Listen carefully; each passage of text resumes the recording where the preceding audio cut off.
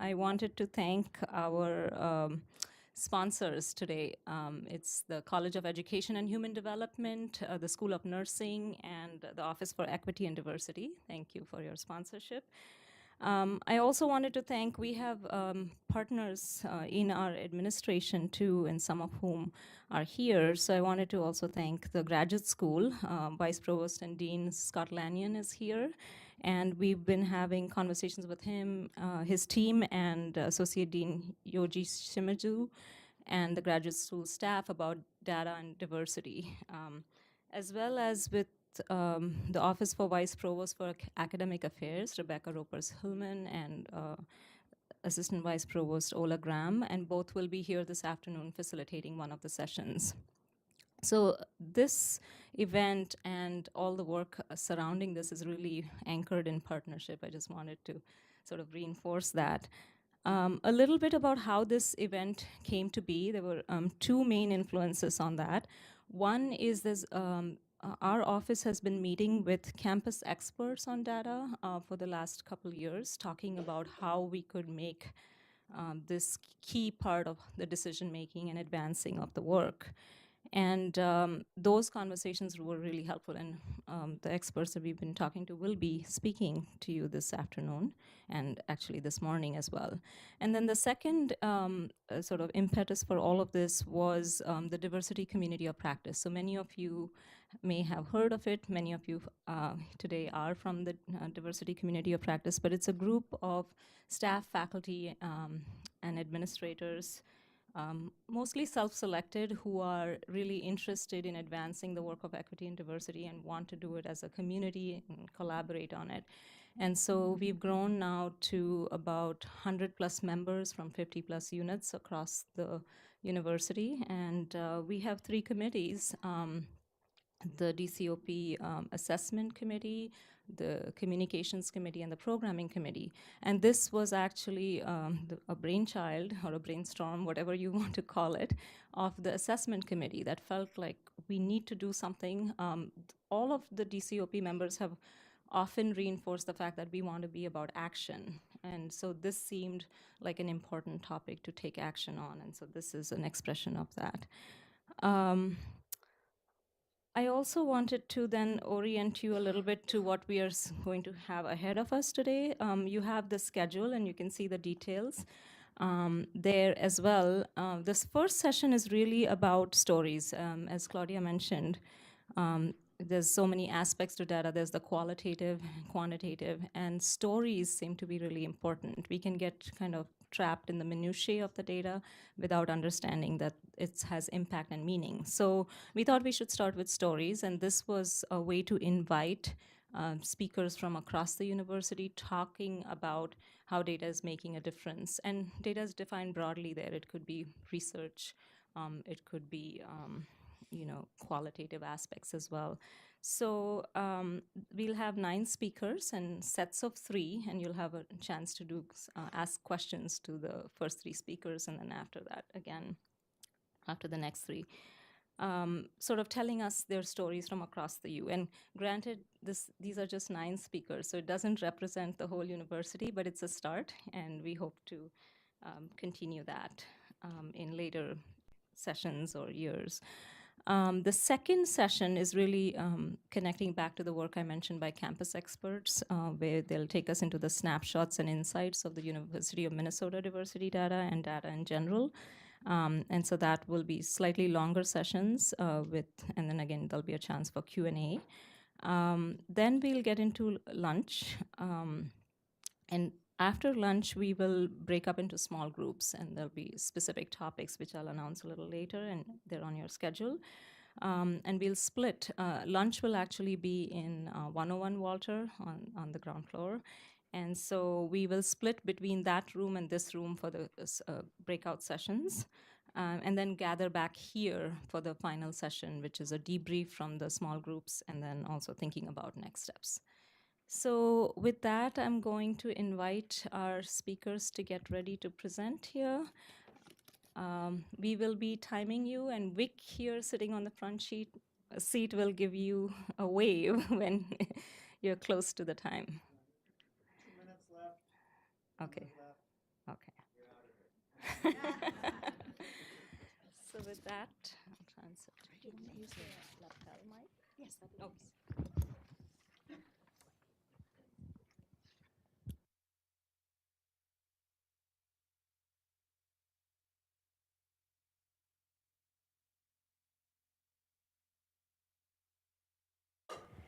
Good morning. I'm Teddie Potter from the School of Nursing, where I coordinate the Doctor of Nursing practice in health innovation and leadership.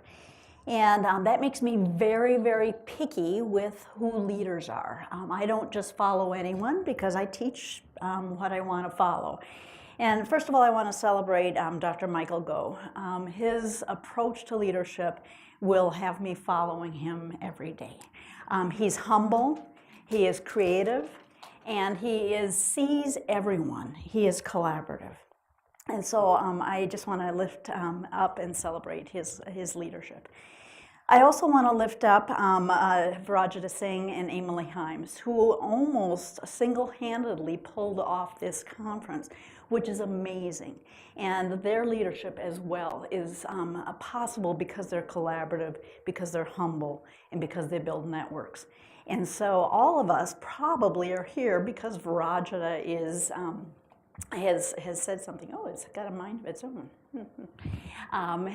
Because she has connected us. So I want us all to just applaud these. So I want to talk today just briefly as part of my story, and we have 7 minutes, and I just used 2 to talk about these wonderful people. So that tells you how important it was for me to honor their leadership, to give up these minutes. So I want to talk to you about how I had to re-examine thinking about data. If you recall from The Lion King, there's a section where the hyenas are talking about the word Mufasa, and they go, Mufasa, Mufasa, and they kind of get scared when they hear that word. And quite frankly, that sometimes is what the word assessment does for me as well. I am a qualitative researcher, and although I appreciate numbers and value numbers, it is not the world that I travel. I travel the world of stories and ideas, and that's one of the reasons I teach innovation. And so, there we go. And so the word assessment has this idea of its own that sometimes carries with it a lot of judgment and a lot of a sense of you are doing things wrong or you're not doing things well enough. And in the world of diversity and inclusivity, we can never do things well enough. We can never do things perfectly. We never reach an end point. And so I always saw assessment as something like, ooh, I don't want to do anything with it. Well, then came this wonderful woman, Ann Phibbs, as you all know, who said, Teddie, would you be on the assessment committee? And it's like I looked around and I thought, I could have sworn that she just said, would you be on the assessment committee? And as you recall, those of you know that Ann, very few of you would say no when Ann asked for help. And so I said yes, and I drove home and I thought, what have I said? I am the last person you'd want on an assessment committee. So I had to do some reframing. I had to rethink about assessment because I had put it in a box that didn't belong to me. It's like Teddie and numbers do not go in the same area.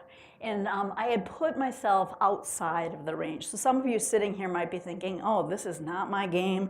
Why did I even come today? So you're in good company. I felt the same way. So I needed to reframe. I needed to think about things differently.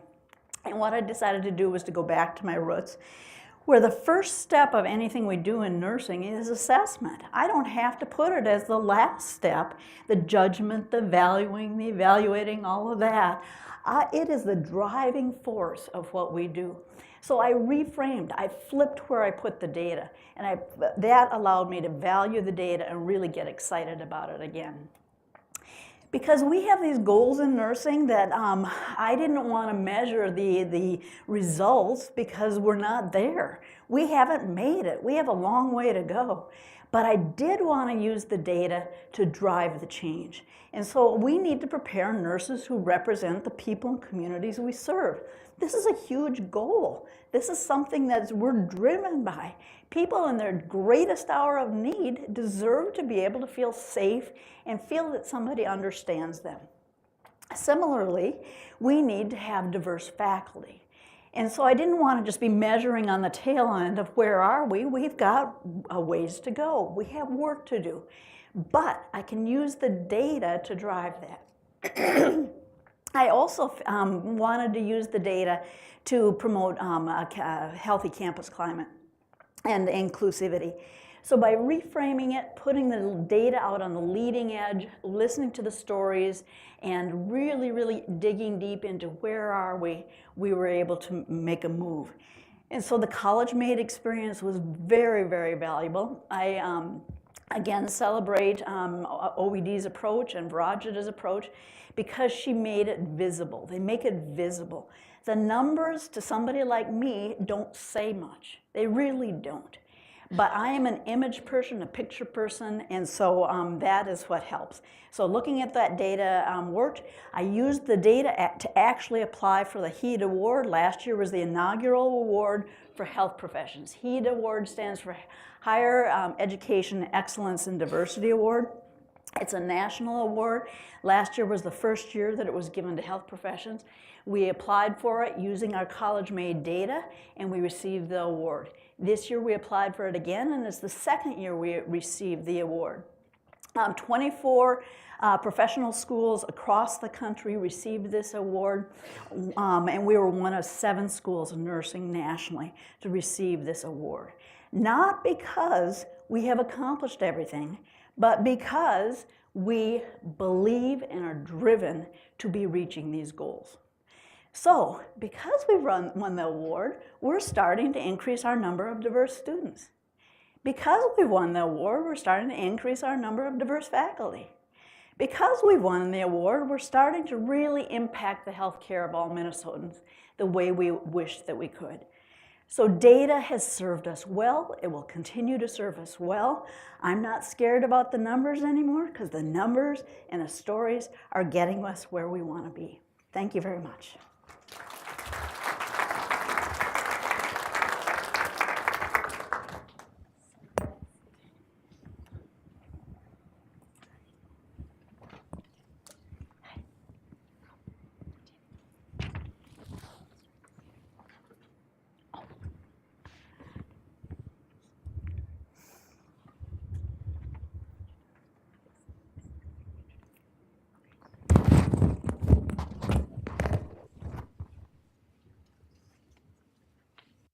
I can speak into this. This is fine.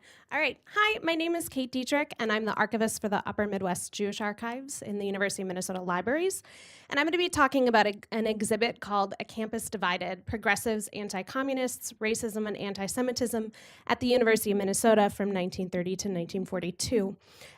The exhibit is up in Anderson Library, which is the home of archives and special collections. And we house 13 different special collections that covered a lot of different topics. And we're really sitting on a treasure trove of information. And I hope that you all could potentially consider archives as a place with diversity data. The way this exhibit started was 4 years ago in a conversation with Ravelin Prell, who is a now retired professor, but was the head of the Center for Jewish Studies. And she was really interested in what we had in the archives related to anti-Semitism, specifically at the University of Minnesota. And I said, we have stuff, but you're gonna have to do a lot of research to uncover it. If you do it, I will help you mount an exhibit. So what she did was she brought on a researcher named Sarah Atwood, who sat in the archives for years and poured through records from University Archives, Upper Midwest Jewish Archives, and the Minnesota Historical Society. She brought on interns, and there was an advisory committee as well. So what the exhibit is 24 panels that deal basically with 3 things: racism at the University of Minnesota, particularly in segregated housing, anti-Semitism, and surveillance of radical students and supposed communists. And the exhibit really focuses on marginalized groups on campus in the 30s and 40s.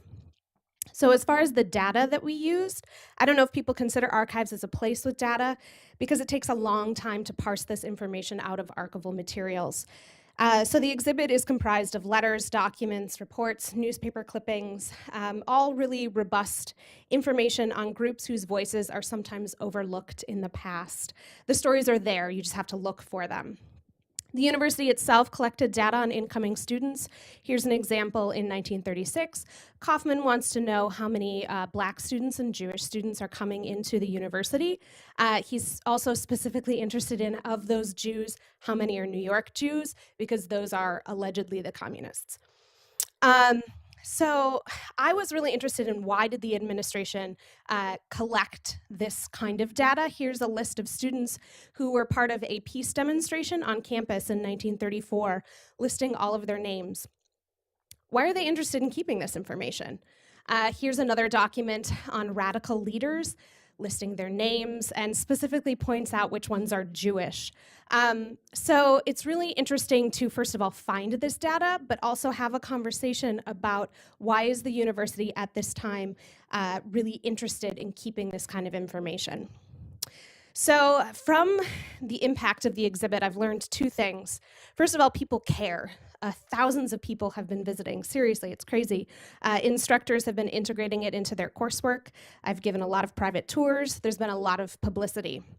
It also, this work garners change. President Kaler put together a committee to look into university history, as some are calling for building names to change because of what was uncovered. People ask me, why did it take so long for this story to be uncovered? These are photos of our caverns underground under Anderson Library. Each cavern is the size of 2 football fields. We have 2 caverns. There's a lot of stuff, and it takes a long time to do archival research. Someone needs to care to go through all of these boxes. If you even find a box, each box contains mountains of information. So here's an example, just one box. And all of the folders that you have to sift through. Another example is just recently I got a research question asking how Black community and Jewish communities in North Minneapolis have worked together over the years. So I was able to find a collection that talks about this, the Jewish Community Relations Council. I found a few folders that might be interesting. But as you look through each folder, it's a lot of stuff. Each folder can contain anywhere from 50 to 250 documents. It takes a long time to go through things. As you can tell, this exhibit took 3 years. So why did we do it? We've really seen the impact of this exhibit. At the end of the exhibit, we have a place for thoughts and reflections for people who've gone through it. There's currently over 400 Post-it notes. And it's a trip in itself just to read the Post-it notes that come from faculty, staff, community, students. And it really shows how important bringing this history to life can be, because people are responding and people care. I think that bringing these stories to life takes a lot of hard work, but it is valuable, and facing the past is really imperative. Some of the Post-it notes are serious, some of them are silly. So the one on the left, Ann Blitz was the Dolores Umbridge of the University of Minnesota. But then there's a lot, like the one on the right, it's time to rename Kaufman, from some of the information that's been uncovered from the exhibit. This wasn't the intention of the curators at the start of this research, but it's definitely part of a larger nationwide conversation. And hopefully these conversations are a step towards improving the campus climate. People want to see this, they want the exhibit to keep moving around campus, and they also want it to be expanded. Here's one that says they're interested in a follow-up exhibit on American Indian students. So there is interest. This is my favorite Post-it note. What more could students do if we kept this history physically and mentally center? I don't know who wrote this. I don't know if it was a student. I don't know if it was staff. I don't know if it was a community member. But it really reminds us that this work matters and that the past is not past. And hopefully this has shown that libraries and archives can really be an agent for social change. So I would encourage you all to come to see the exhibit. Originally, it was going to be up through November 30th, but now it will be up through the end of the year because of all of the interest. And there's also an online version at campusdivided.umn.edu. Thanks.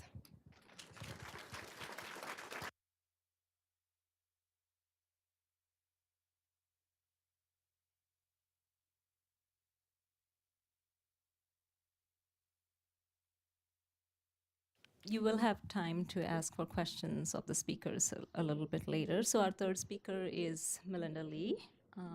Melinda, do you want to come over?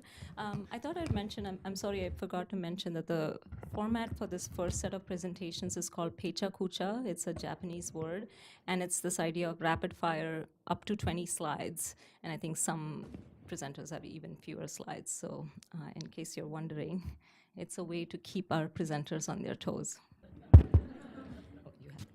Good morning, everyone. My name is Melinda Lee. I go by they, them pronouns, and I am the Assistant Director of the Gender and Sexuality Center for Queer and Translife. And I share my pronouns because I want to really further education around the fact that you can't necessarily tell what pronouns someone uses just by looking at them. So that's where that comes from. I'm gonna have to get used to this like presidential thing where you can see what's happening right in front of you. So my presentation today is called Trans and Gender Nonconforming Communities on Invisibility, Transparency, and Collecting Data on Us. And so as many of you know, there's really an increasing awareness that trans people exist, and also that gender nonconforming people exist. And by that I mean people who don't identify within the binary of female and male. And so my purpose today is to really shed some light on the implications of this trajectory of getting to know what this community is. And I want to amplify my story and also stories from my community members that I've heard over the years. And so really I just want to, I don't share what I share today in an effort to be, to push for no reason. I want to ask us to challenge the notion of a one-dimensional story around trans and gender nonconforming people and what they want. All right, so this is a snapshot of a university form, and you'll see here that it says name. Is there a pointer? I really like using pointers, so, well, that's okay. Well, it says it's asking for name, last, first, and middle initial. And what I want to really bring to light here is that for trans people who don't use a name that's associated with their name on state-issued identification, it's really unclear what name they're asking for. So say that my name that I go by is John, right? And if someone is asking me for a name here, I'm not sure if they're asking for John or if they're asking for Melinda. And so this is just I just wanted to highlight that part of what I beseech us to really think about is transparency and clarity around what's being asked. Because for someone who goes by John, their name isn't Melinda, their name is John. And so as many of you have probably heard, university members can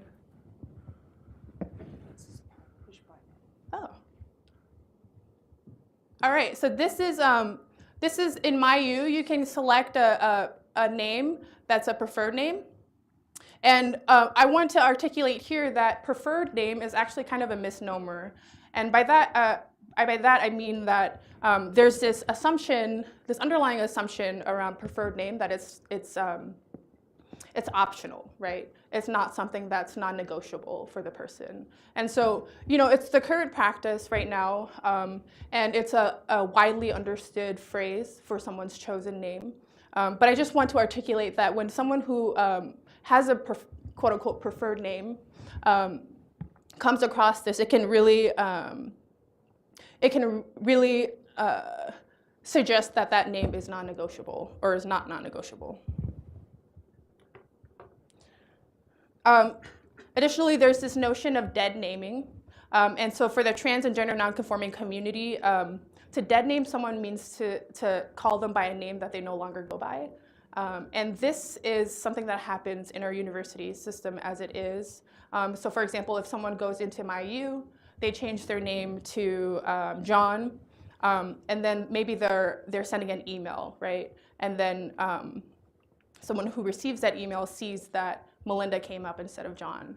So that's an instance where dead naming occurs, and we've made progress in that we've allowed the option of a different name for students and faculty, but there's yet to be a seamless process around how that's implemented across systems. This is a registration form, so if you want to add or drop a class, you'll see in this. I just really like using this, so you'll see in this corner here, It's asking for male and female. Some folks, well, I guess what I want to ask here is, why is that information necessary, right? To add or drop a class. Additionally, someone who doesn't identify as female or male, oh wow, time goes fast. Someone who doesn't identify as female or male is left out of the narrative here. And then this is a personal story that I wanted to share. If you're, I started working in this role in June, and I was asked to fill out a document like this, asking for my gender. And I was like, I'm non-binary, I don't go by, I'm not a female or a male. So I was like, I have to pick one of these.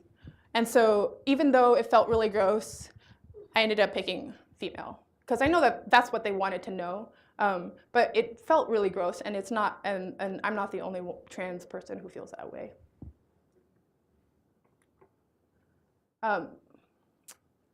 Probably 1 minute now, darn it. Okay, so this is, when we're asking for sex, just want to note that intersex folks are left out of the narrative here.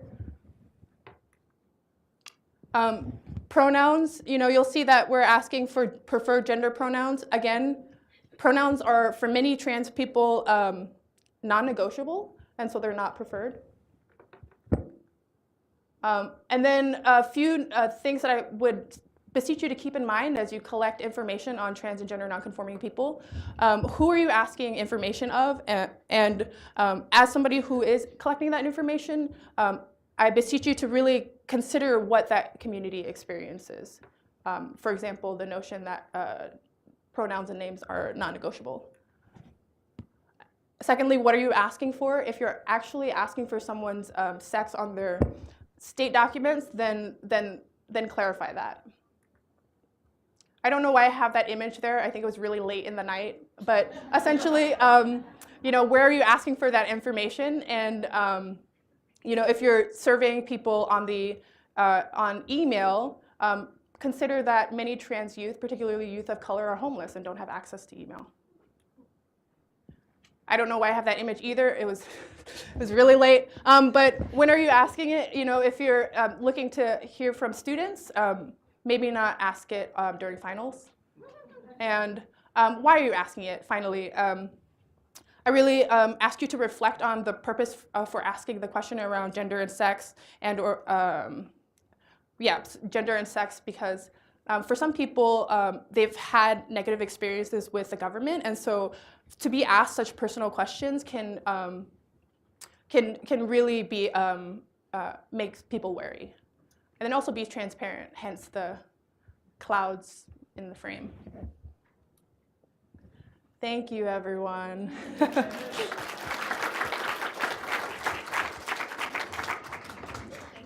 Yeah, sure.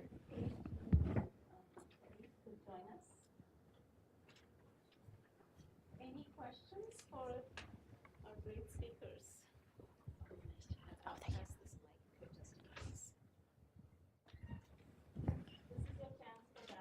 Amelia's. So, question for Kate. So much of the stuff that Hold on, we're going to bring you a microphone. Yeah, I'll be coming around with the mic for everyone, so if you just want to raise your hands. so much of the material in the exhibit were memos and documents and things like that that someone made a copy of and you got to store.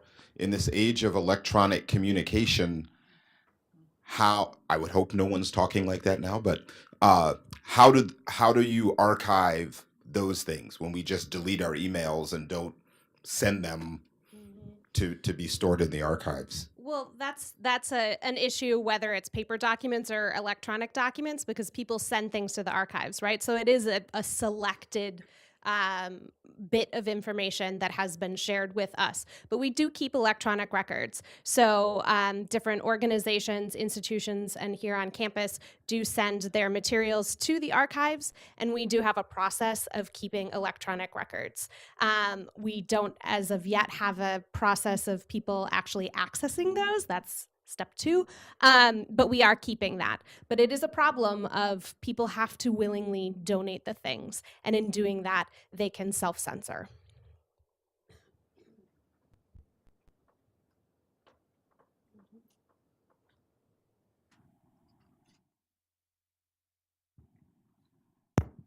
I want to thank everybody for their presentations this morning. The question I have is, especially as we hear about, for example, harassment up in the air right now on whether it's women or men or transgender people or others, have we had this conversation with the regions and with the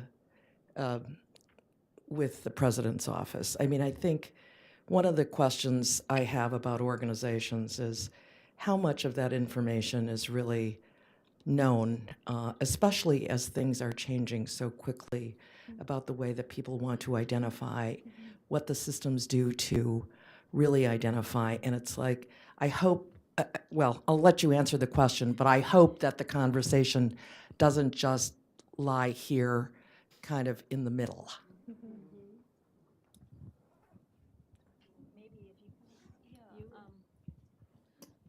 I guess we'll have to piece together how much the regions know about what. I mean, I'm assuming you're asking about sort of the equal opportunity, but specifically about sexual violence on campus and all. As you know, the All of it. I mean, I want to know what they know about Sure. the question of diversity and inclusion as this Right.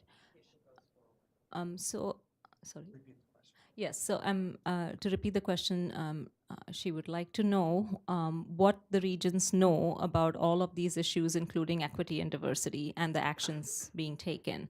So as far as I know, that they are definitely in discussion. As you know, the president has mandated sexual harassment training, which actually the Equal Opportunity Office and Affirmative Action Office is delivering on behalf of that. But what you're raising is a really good question about how do we uniformly kind of go across these issues and see who is aware of what from the top leadership down and what actions are being taken. So I don't think the answers are quite clear at this moment, to answer your question, but I think it's a very good point that may be something that comes out of today's discussions. I know that some of them are being addressed, but again, how do we know the details? Yeah. I think we're in a time of shifting our culture as well, because the old story was that as long as the regions know, or as long as the president knows or is involved, then things will change. As long as the federal government's involved, things will change. And we're all know that's not happening. So the real power is in this room. The real power to transform the culture is sitting right here in all these seats. Now, yes, some of the people who create policies have to be involved and they have to be aware. But we have tremendous power to tip the culture in the directions that we're talking about by linking arms, not being siloed, by working together, being collaborative. And so I really want to keep pulling us back into what can we as the people in this room do to tip it so that the regions can't not hear, so that the president cannot not hear, that the message is driven from here. I just want to add and emphasize, what you expressed over there. This came out in our meeting with graduate program coordinators who work with all kinds of forms.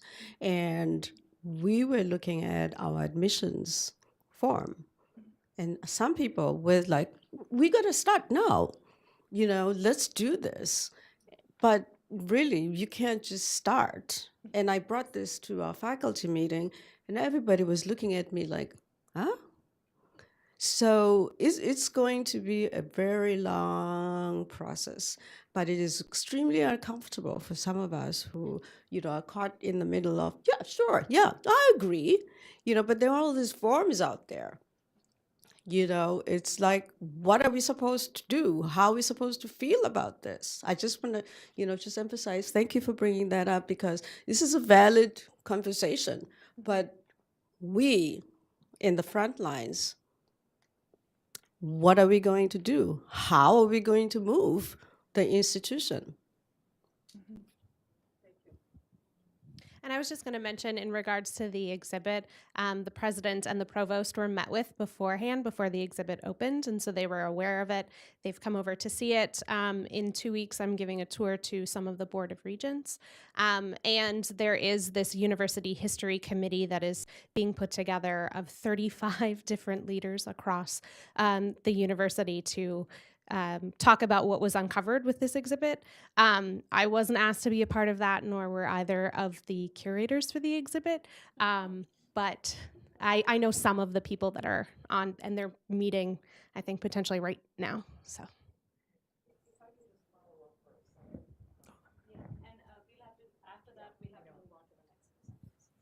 I mean, I think there's a moment in time where we can move things, but if it doesn't get institutionalized, when we all leave, and believe me, I'm Sandy Vargas, I'm over at the Humphrey School, and I'm a senior fellow there. I was at the top of the the Hennepin County and the Minneapolis Foundation. And unless we put into policy, politics, and practice, it's a fleeting moment. Thank you so much. Thank you.